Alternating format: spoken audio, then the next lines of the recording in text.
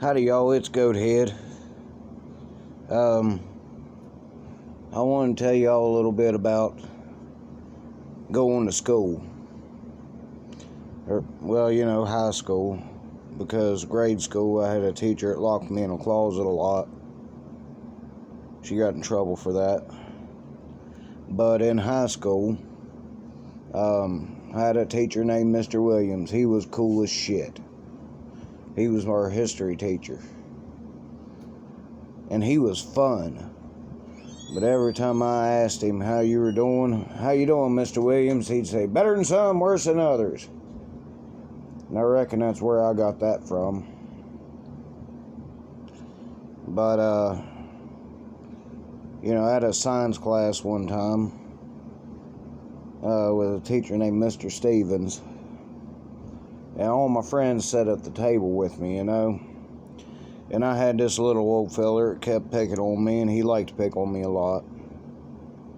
And finally, I couldn't take it no more. He smacked me in the face. He open hand slapped me in the face. Like I was a bitch.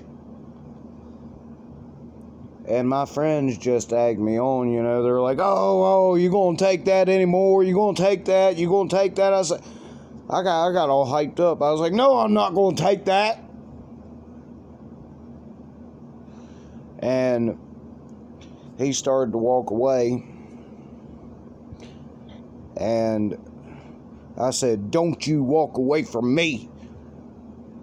And I turned him around by his shoulder and pulled him into a punch and knocked him flat out on the floor. He had to go to the nurse. I really knocked him out, and I couldn't believe I'd done that.